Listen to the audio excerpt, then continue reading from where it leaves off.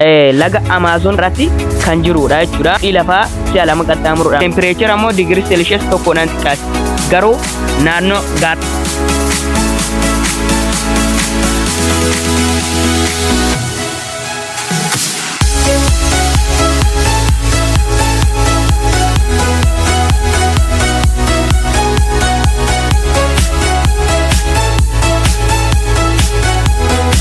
akkam jirtu hordoftoonni fi kabajamoon chaanalii Learnju.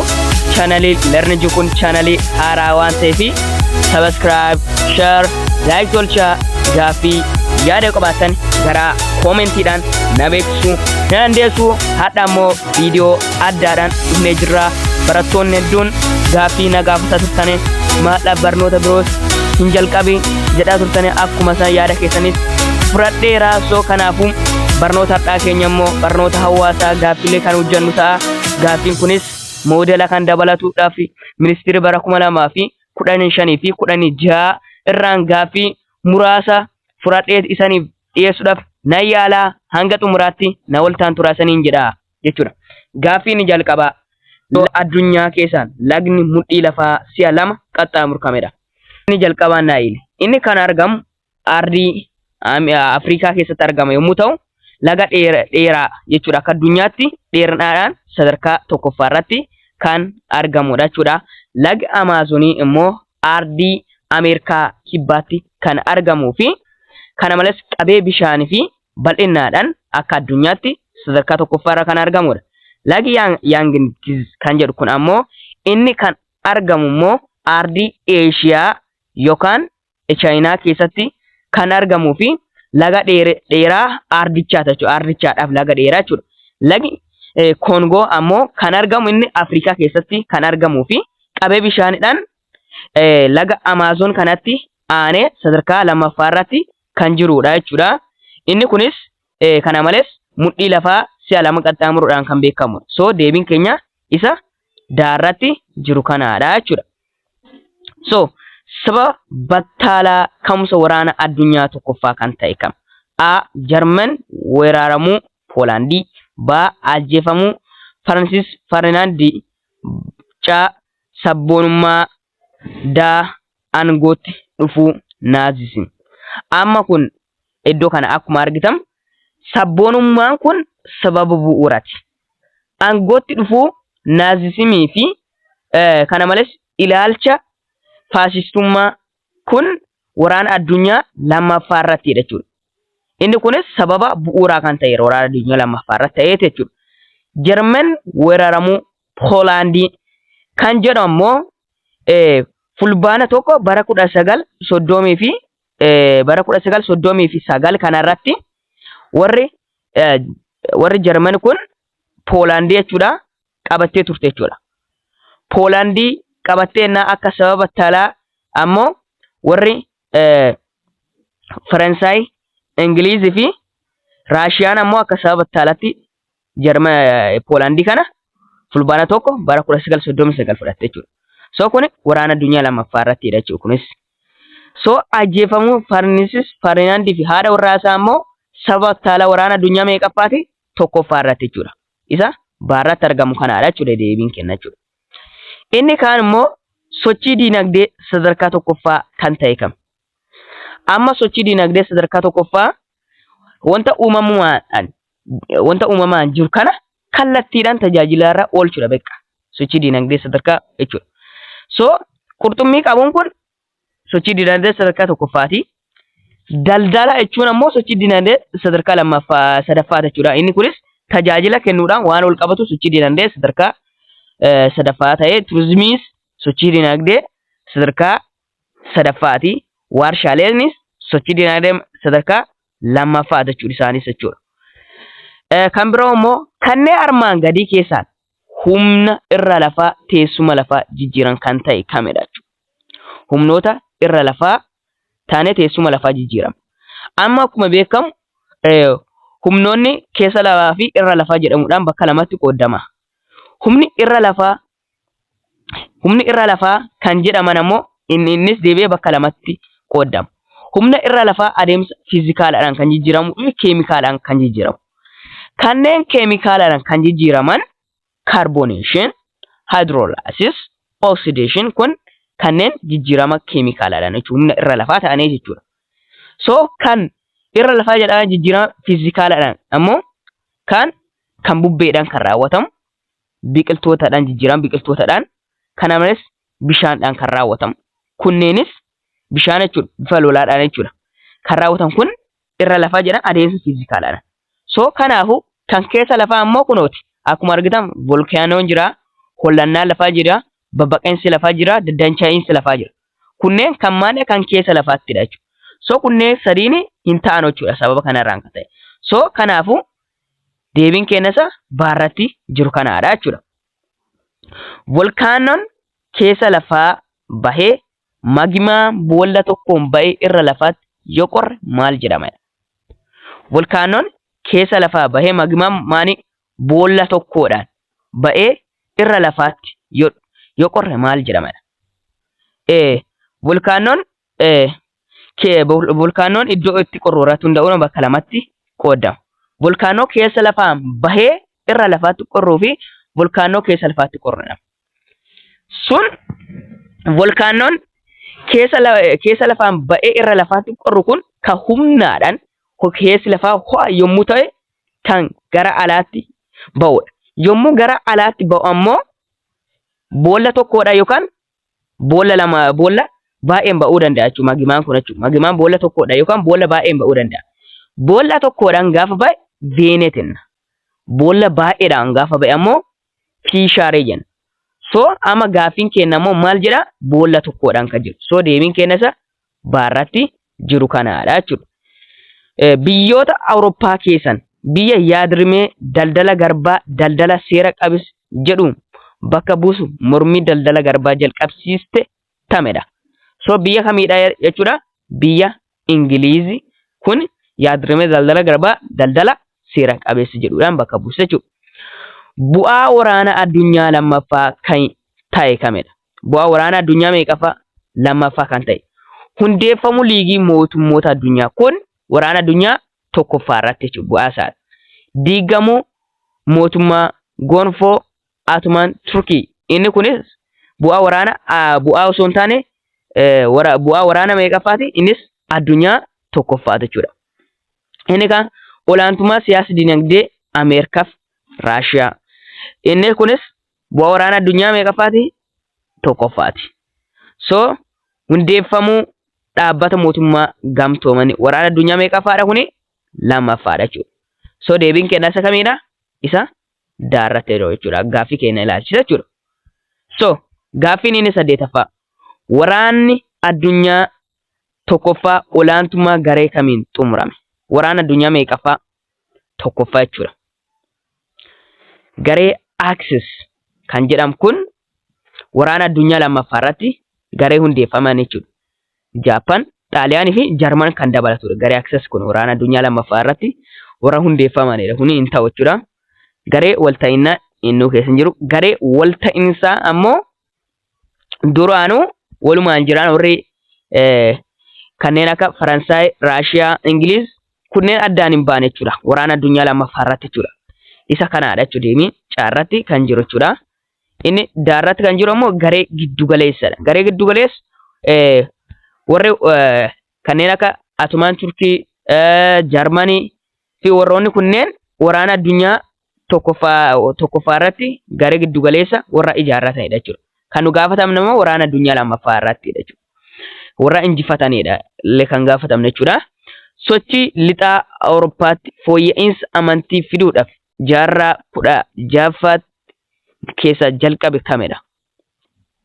So deebiin keenya sochii haaromsaadha jechuudha. Sochii haaromsaa sochii fooyya'insa amantii fiduudhaaf kan jalqabedha. Sochii yaada haaraa kan jennu ammoo qarooma Giriikii fi Roomaa durii irra deebi'anii qoratuudhaaf kan jalqabedha.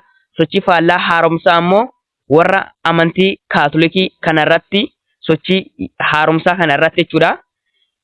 Qeeqedduu waan ka'eefi sochii faallaa haaromsaa irratti immoo warra amantii Kaatolikii ammoo keessoo amantii Kaatolikii isaanii fooyyeffachuuf yaadanii turanii.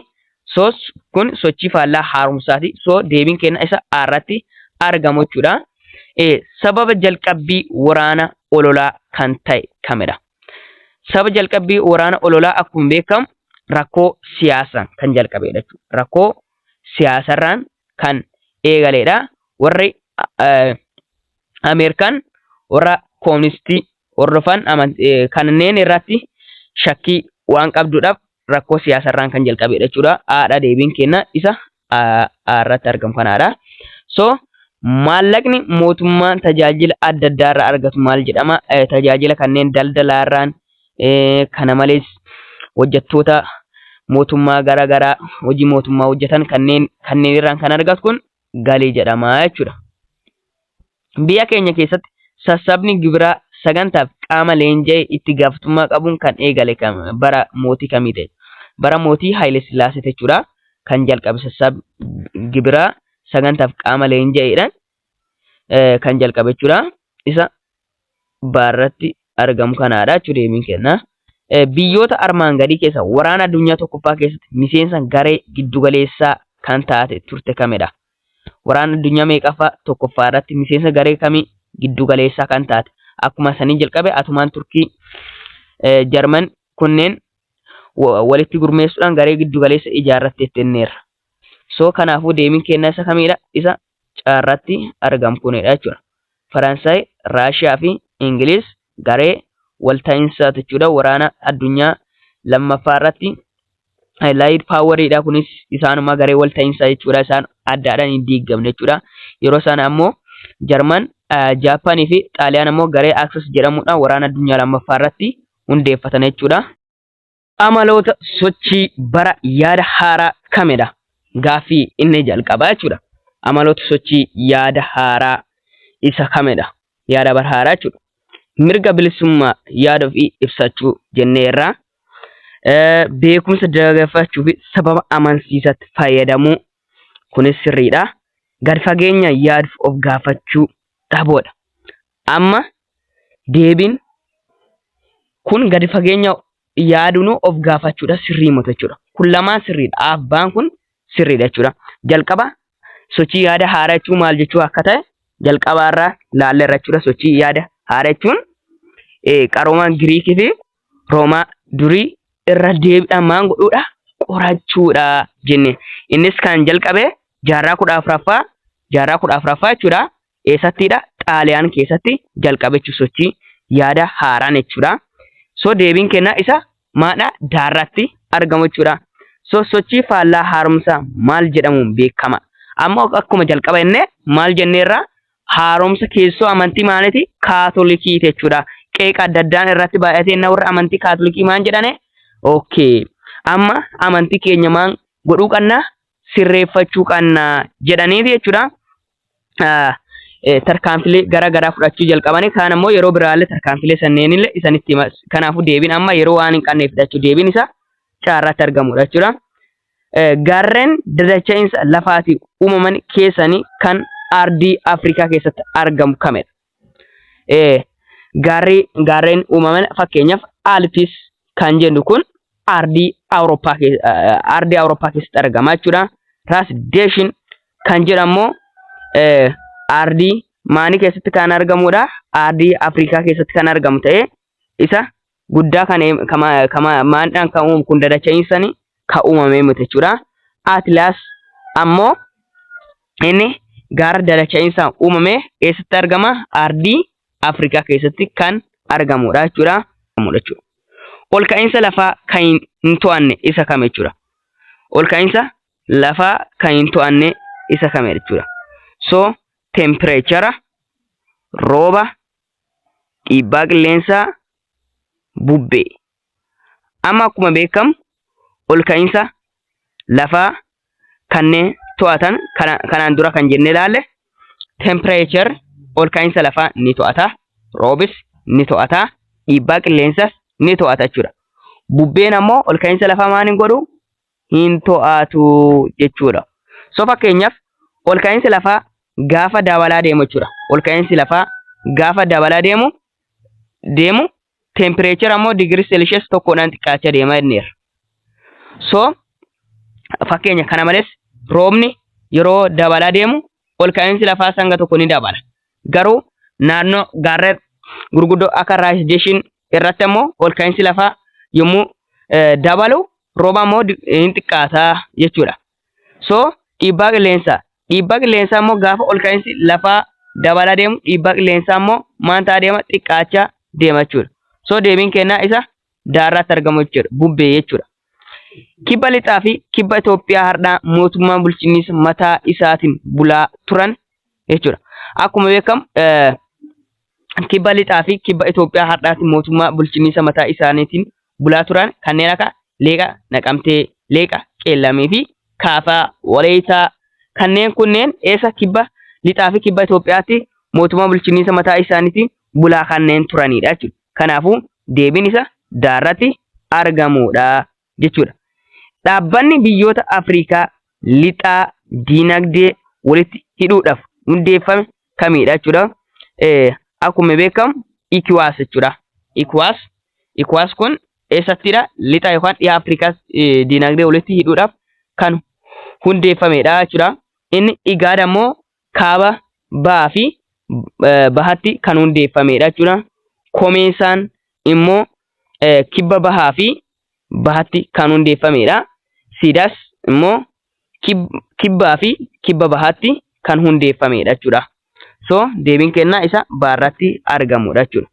Madiinkaan qabsoo uummata maalii yoo ta'e Ashanteen qabsoo uummata kamiitidha. Qabsoo uummata kamiitire Gaanaati jechuudha. Isa kanadha jechuudha. Deebiin kennaa isa caarratti argamudha jechuudha.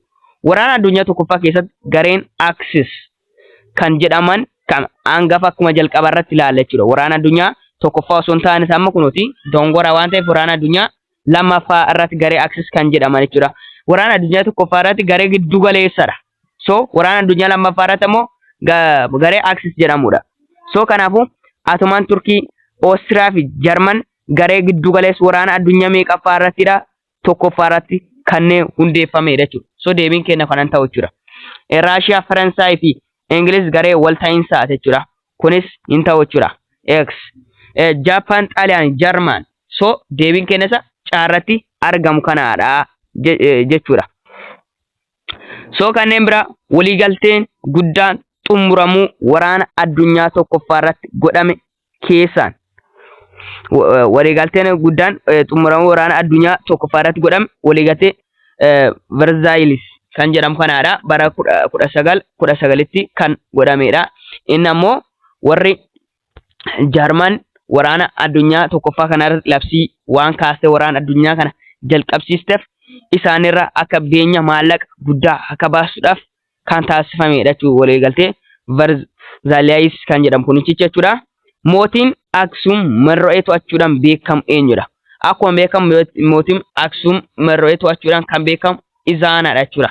Izaanaan mootii Aksum Merro'ee to'achuudhaan kan beekamu. Merro'een sababa Aksumii bara 350tti kan kuftee ta'uusaa ni yaadatama jechuudha. Wantoonni dhalli namaa qoratee argate keessaan kan dursa argame kamidha?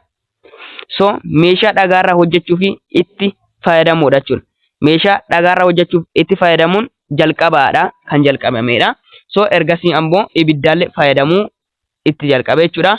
Achiin booddee horii beeyladaa horsiisuu jalqabame. Achiin booddee qonna qotuun jalqabame jechuudha. So kanaafuu deebiin kenna isa irratti argamudha jechuudha. Kan biroo waldhabdeen biyyoota Awurooppaa fi atomaan Turkii jidduu bara 1990 hanga 1270tti waraana garee amantii kiristaanaa waan dabalatuudhaaf waraana maali jedhama? Waraana qaxxaamuraa jedhamee beekama jechuudha. So kan biroo ammoo ministirii bara 2015dhaan gaaffii ammas ministirii keessanirra dhufa jedhamee kan yaadatamudha, kan abdatamudha. Uummanni lakkoofsa guddaa baadiyyaa biyya keenya hojii kamirratti bobba'anii jiraata jechuudha. Akkuma beekamu biyya keenya hojii maalirraa irra caalaa kan bobba'anii jiraatan hojii qonnaadhaan wal qabatudha jechuudha. So kanaafuu deebiin keenya isa kanadha jechuudha. So persentii 85 biyya keenya keessatti qonna irrattiidha bobba'anii jiraannatu jechuudha. Amala qonnaa biyyoota guddataa jiran kan ta'e kam? Amala qonnaa biyyoota maanii guddachaa jiranii kan ta'e kam? Humna nama lakkoofsa xiqqaa ta'e qaba jechuudha. Humna nama lakkoofsa xiqqaa ta'e hin qabu jechuudha. Sochii diinagdee ammayyoomeedha jechuudha. Sochii diinagdee ammayyoomee miti jechuudha. Madda galii uummata baay'eedha. So deebiin keenya isaa kamidha? Kanaadha jechuudha. Madda galii uummata baay'eeti jechuudha. Sochii diinagdee sadarkaa lammaffaadha jechuudha. Sochii diinagdee sadarkaa lammaffaa osoo hin taane sadarkaa meeqaffaadha? Tokkoffaadha jechuudha. Jalqabamuu daldalaaf maalittuu sababa ta'e jechuudha. Jalqabamuu daldalaadhaaf maaltu sababa ta'e? Naannootti wal fakkaachuu meeshaalee jechuudha. Naannootti wal fakkaachuu meeshaalee osoo hin taaneeti wal fakkaachuu dhabuu meeshaaleedha jechuudha. Wal fakkaatan garagara ta'uu meeshaaleedha. Kun X'dha. Hin ta'uun tasgabbii fi nageenya dhabuu. Tasgabbii fi nageenya jiraachuudha. Kunis hin ta'u. Wal fakkaachuu teknooloojiif aadaa wal fakkaachuu dhabuu teknooloojiif aadaa X'dha. Naannolee gidduutti garaagarummaa oomishaalee jiraachuudha. So kanaadha jechuudha. Deebiin keenya isa daarratti argamudha jechuudha. Meeshaadhaan wal jijjiiruun dagaagina kamiif gumaachadha jechuudha. Akkuma beekamu meeshaa wal jijjiiruun daldalaadhaaf gumaachadha jechuudha. Isa daarratti argamu kanaadha jechuudha. Bittaaf gurgurtaan oomishaalee daangaa biyyaa qaxxaamuree geggeeffamu maal jedhama jechuudha. Bittaaf gurgurtaa akkuma beekamu daangaa biyyaa qaxxaamuranii deemuun kan beekamu daldala biyya kamiiti? Daldala alaati jechuudha. Daldala kana fakkaata jechuudha. Chaanaliin kun chaanalii haaraa waan ta'eef subscribe, share, like tolchaa. Gaaffii yaada qabaattan gara koomentiidhaan na beeksisuu dandeessu. Viidiyoo birootiin hanga wal agarrutti nagaan naa tura. Naa jiraadhaa.